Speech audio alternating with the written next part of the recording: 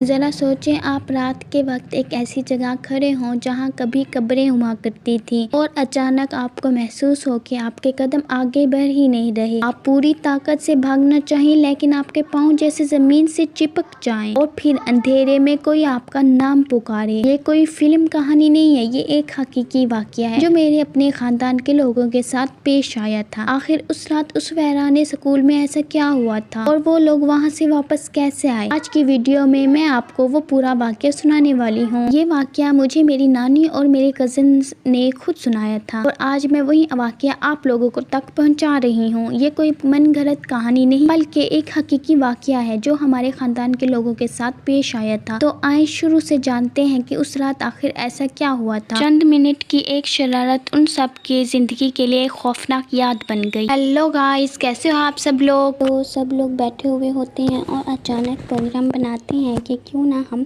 رات کو ice cream کھانے چلیں۔ اس وقت رات کے تقریباً 8 سے 9 بجے کا وقت ہو رہا ہوتا ہے۔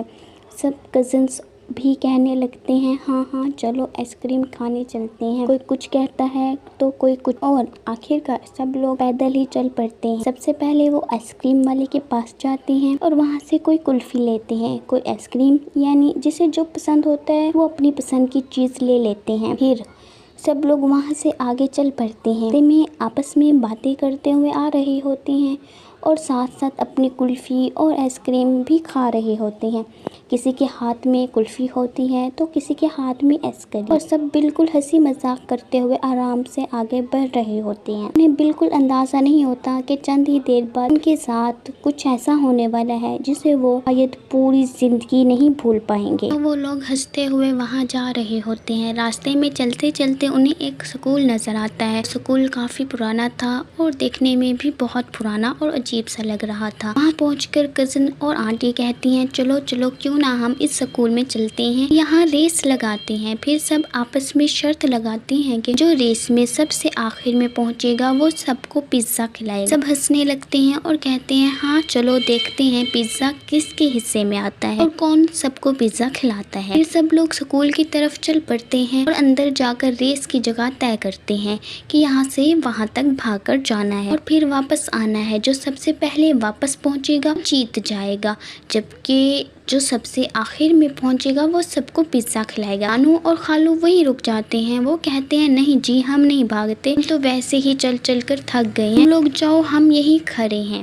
سب کہتے ہیں اچھا ٹھیک ہے۔ پھر وہ ریس شروع کر دیتے ہیں۔ اس جگہ سے وہ بھاگ کر واپس نانو اور خالو کے پاس آنا تھا۔ اس کے درمیان اسکول کا وہ حصہ تھا جہاں پہلے قبریں ہوا کرتی تھی، بعد میں ان قبروں کو ہٹا کر وہاں اسکول کا حصہ بنا دیا گیا تھا۔ ایک طرف درخت تھے اور درمیان میں اسکول کے اندر جانے کے لیے سڑک جیسا راستہ تھا۔ سب لوگ وہاں تک بھاگ کر پہنچ جاتے ہیں، لیکن جیسے ہی انہیں وہاں سے واپس نانو کی طرف بھاگنا ہوتا ہے، اچانک ان کے قدم جیسے وہیں رک جاتے ہیں۔ وہ پوری کوشش کرتے ہیں کہ آگے بڑھیں، لیکن ان کے پاؤں جیسے زمین سے چپک گئے۔ انہیں صرف محسوس ہوتا ہے کہ وہ بھاگنے کے لیے کوشش تو کر رہی ہیں لیکن ان کے قدم آگے نہیں بڑھ رہے۔ سب ایک دوسرے کو دیکھ کر ڈر جاتے ہیں کہ آخر یہ کیا ہو رہا ہے۔ پھر وہ سوچتے ہیں کہ شاید آرام سے چل کر دیکھتے ہیں۔ ایک قدم آگے بڑھانے کی کوشش کرتے ہیں لیکن حیرت کی بات یہ ہوتی ہے کہ ایک قدم بھی آگے نہیں بڑھتا۔ وہ جہاں کھڑے ہوتے ہیں وہیں جیسے رک جاتے ہیں۔ وہ سب ایک دوسرے کو دیکھ ہی رہے ہوتے ہیں کہ اچانک انہیں پیچھے سے کسی کی آواز سنائی دیتی ہے۔ آواز میں ایک ایک کر کے ان کے نام پکارے جا رہے ہوتے ہیں، فاطمہ، ہنا، نادیہ۔ پھر کزنس کے نام بھی پکارے جانے لگتے ہیں۔ سب ایک دم ایک دوسرے کو دیکھتے ہیں کیونکہ آواز بالکل صاف تھی۔ ایسے لگ رہا تھا جیسے کوئی جان بوجھ کر ان کے نام پکار رہا ہو، لیکن سب سے خوفناک بات یہ تھی کہ وہاں ان کے علاوہ کوئی اور موجود ہی نہیں۔ چند لمحوں کے لیے سب بالکل ساکت ہو جاتے ہیں، کسی کو سمجھ نہیں آتی کہ یہ آواز کہاں سے آ رہی ہے۔ پھر ایک آنٹی فوراً کہتی ہے جلدی سے دعا پڑھو۔ سب لوگ جلدی دعا پڑھنا شروع کر دیتے ہیں اور ایک دوسرے پر اور اپنے اوپر دم کرنے لگتے ہیں۔ جیسے ہی وہ بلند آواز میں دعائیں پڑھتے ہیں، اچانک ان کے قدم آزاد ہو جاتے ہیں۔ جو پاؤں ابھی تک جیسے زمین سے چپکے ہوئے تھے وہ اچانک چلنے لگتے ہیں۔ پھر وہ سب بغیر پیچھے دیکھے پوری رفتار سے وہاں سے بھاگنا شروع کر دیتے ہیں۔ फिर वो सब भागते हुए नानू और खालू के पास पहुंचते। उनकी हालत इतनी खराब हो चुकी होती है कि किसी के गले से आवाज तक नहीं निकल रही होती। वो कुछ बताना चाहते हैं लेकिन लफ्ज जैसे गले में ही अटक गए हों। बस इशारों से नानू और खालू को जल्दी जल्दी अपने साथ चलने को कहते हैं। उनके बाजू पकड़कर स्कूल से बाहर निकलने की कोशिश करते हैं। नानू और खालू उनकी हालत देखकर घबरा जाते हैं और पूछते हैं कि क्या हुआ, लेकिन उनमें से किसी की आवाज नहीं निकल रही होती। सबके चेहरे पर खौफ साफ नजर आ रहा होता है, पसीने से बुरा हाल होता है। वो लोग किसी तरह उन्हें सहारा देकर जल्दी से स्कूल से बाहर निकलने की कोशिश करते हैं, लेकिन स्कूल से बाहर आने के बाद भी खौफ उनको पीछे नहीं छोड़ता। अचानक उनमें से एक पीछे मुड़कर देखता है। जो मंजर उसे नजर आता है उसे देखकर उसके होश उड़ जाते हैं। स्कूल की तरफ अंधेरा और दरख्तों के दरमियान उसे एक साया सा नजर आता है। ऐसा लग रहा होता है कि जैसे वहाँ कोई मौजूद हो और खामोशी से उन सबको देख रहा हो। शख्स पहले ही खौफ से तकरीबन बेहोश होने की हालत में होता है। नानू और खालू फौरन उसे सहारा देते हैं, कहते हैं पीछे मत देखो, बस चलो। वो सब एक दूसरे को सहारा देते हुए वहाँ से तेजी से निकलने लगते हैं।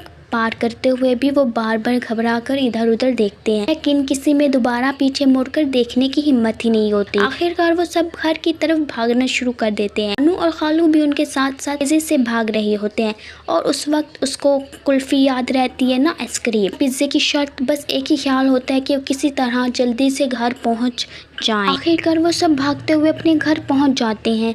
घर पहुंचते ही सबसे पहले पानी पीते हैं। कुछ देर बैठकर अपनी हालत संभालने की कोशिश करते हैं। किसी की सांस तेज चल रही होती है तो किसी के हाथ कांप रहे होते हैं और सबके चेहरे पर खौफ साफ नजर आ रहा होता है। नानू और खालू ने देखकर बार बार पूछते हैं आखिर हुआ क्या है, तुम सब इतने डरे हुए क्यों हो। कुछ देर बाद जब उनकी हालत जरा संभलती है तो वो नानू और खालू को वो पूरी बात बताना शुरू करते हैं कि उनके साथ स्कूल में क्या क्या हुआ है, कैसे उनके कदम आगे नहीं बढ़ रहे थे, कैसे पीछे से उनके नाम पुकारे गए और फिर दुआएं पढ़ने के बाद उनके कदम अचानक आजाद हुए। लेकिन जिस शख्स ने पीछे मुड़कर देखा था उसकी हालत सबसे ज्यादा खराब होती है। वो अभी तक शदीद खौफ में होता है, उसके जिस्म पर पसीना आ रहा होता है, बहुत तेजी से धड़क रहा होता है। उस रात घर का माहौल बिल्कुल बदल चुका होता है। जो लोग कुछ देर पहले हंसते खेलते हुए क्रीम खाने निकले थे अब वही सब एक दूसरे के करीब बैठे हुए होते हैं। किसी में भी आंख बंद करके सोने की हिम्मत नहीं थी। रात काफी गुजर जाती है लेकिन उनके जहन से वो आवाजें, अपना नाम पुकारे जाने का एहसास और वो पुरसरार साया निकल ही नहीं रहा होता। कभी किसी को लगता है कि बाहर कोई चल रहा है तो कभी किसी को दरवाजे की तरफ से आहट महसूस होती है और हर छोटी सी आवाज पर सब एक दूसरे को देखने लगते हैं। इसी तरह रात गुजरती है और सुबह होते होते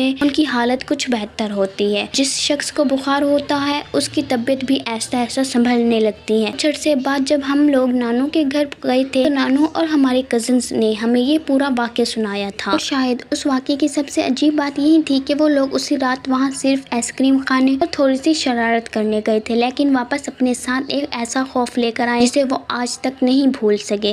तो दोस्तों ये थी वो सच्ची और खौफनाक वाक़या हमें हमारी नानू और कज़न ने खुद सुनाई थी।